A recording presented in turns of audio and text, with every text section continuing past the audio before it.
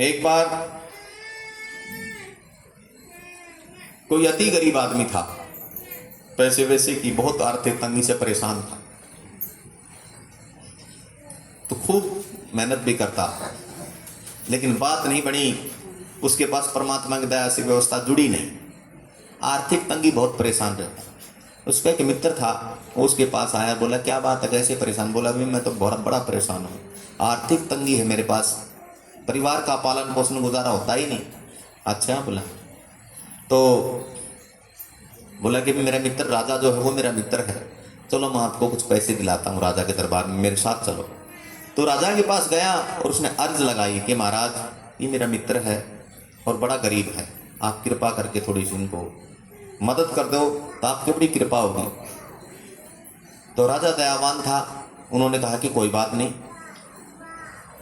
उन्होंने उसको एक असरफियों की भरी थैली दे, मोहरे सोने के असरफियां, सोने के असरफियों की भरी हुई थैली उसको दे दी, कि बोला कि ये ले भाई, आप अपनी व्यवस्था ठीक करो, अपनी आर्थिक तंगी ठीक करो। अब बड़ा खुश हुआ मन में कि पैसे मिल गए, और सोचा कि तो काम अच्छी तरह चल जाएगा। बड़ा खुश हुआ पैसे को लेकर के, और मित्र तो चला गया। और जैसे ही वो दरबार से थोड़ा सा बाहर आया, गेट से बाहर आया, तो सामने एक चोर खड़ा था, और उस चोर ने देखा कि हाँ पैसे तो बहुत ले रहा, थैली ले रहा। उसके पास गया वो, और आराम से चद्दर ओढ़ रखी चोर ने, और जब पक्का झपट्टी मार के और उसकी वो थैली लेके भाग गया। तो कहते हैं अब उसकी वही स्थिति, वही हालात फिर होगी। तो बहुत परेशान रहा। तो 2 दिन 4 दिन 5 दिन के बाद उसका मित्र उसको एक दिन फिर मिला, न बोला भैया आज की बात होगी तो व्यवस्था ठीक होगी, अब भी कुछ परेशान है।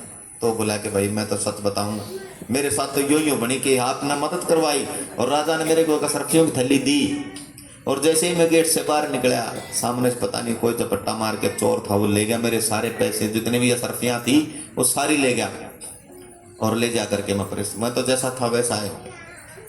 तो ये बात हो बहू राजा के सामने उसने बता दी कि महाराज ऐसे ऐसे हो गया। तो कहते हैं राजा ने फिर कहा उसे कोई बात नहीं, आप उसको दोबारा ले आओ। तो उसको दोबारा बुला लिया, और दोबारा बुला करके राजा ने उसको 9 करोड़ का लाल दे दिया, 9 करोड़ का लाल दे दिया, और कहा कि ले बेटा तू जा और किसी जोरी से मिल, और तेरे पास कमी नहीं रहेगी कोई भी पैसे की। अब उसने इस बात का पता भी था कि 9 करोड़ का लाल है, उसको लपेट लपाट के संभाल संभूल के बड़ी हिफाजत से वो अपने घर ले गया। और घर ले गया तो अब गरीबों के यहाँ तो उसके घर पे गायें बंधी हुई थी, तो उसकी जो है घरवाली गाय के लिए घास लेने गई हुई थी, चारा, और वो आया, पैदल आया बेचारा, उसके पास साधन भी नहीं था। तो कहते हैं कि वो 9 करोड़ का लाल मटके में रख दिया, ले आके उसने मटकी में रख दिया, और चारपाई पर लेट करके चैन की नींद सोया कि हाँ अब अपना घर में आ गया, अब कोई दिक्कत को नहीं। और 9 करोड़ का लाल अपनी मटकी में रख दिया और चैन से आराम से सो गया। तो महापुरुष कहते हैं कि उसको नींद आ गई, उसकी घरवाली आई और वो घास घूस जो चारा था वो रखा, और मैं सोची कि गाय प्यासी खड़ी है, थोड़ा पानी लिया हूं।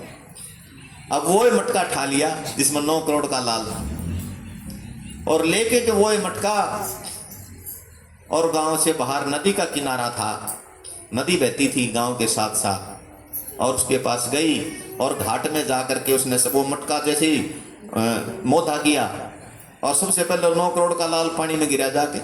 अब उसमें तो वो तो 9 करोड़ का लाल था, उसने सोचा कि कुछ था तो जरूर मटके में, अब वो तो गिर गया पानी में। उन्होंने सोचा पता नहीं कुछ था तो क्या था इसमें। वो मटका भर के जैसे ही वो लेके और उठा के अपना मटका अपने घर आई,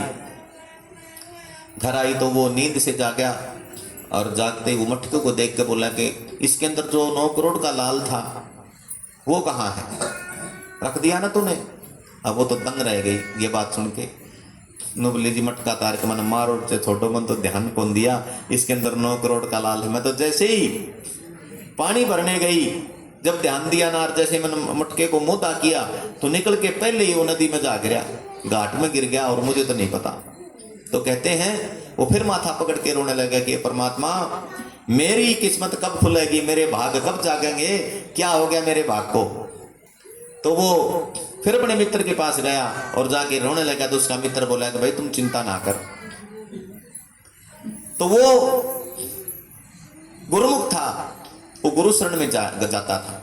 तो उसने जाकर के गुरु महाराज से अर्ज करे, गुरु महाराज ये मेरा मित्र है और आप कृपा करके इसको आशीर्वाद दो।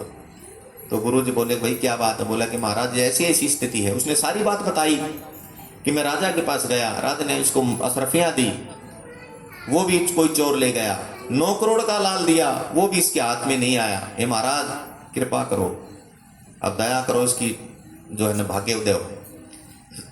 संत बोले कि भाई इसको बिठा। और गुरु महाराज ने जैसे नेत्र बंद करके आशीर्वाद दिया तो देखा कि इसका तो भाग सोया हुआ है। भाग सोया हुआ तो गुरु महाराज कहने लगे कि भाई जो परमात्मा का नाम है उस नाम को धारण कर। जब तुम परमात्मा का नाम धारण करेगा तब तेरा सोया भाग जागेगा।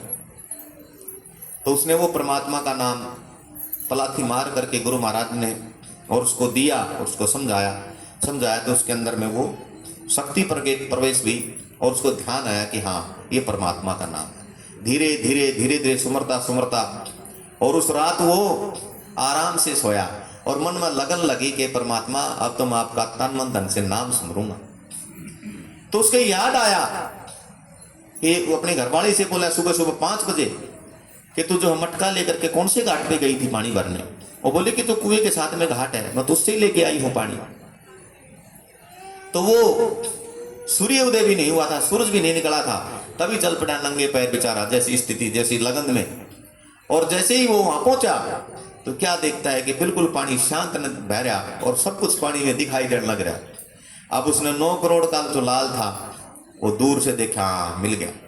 अब वो तो बेचारा आत्मा है कि भाई आर्थिक तंगी से बहुत परेशान था और उसको तो खुशी हुई।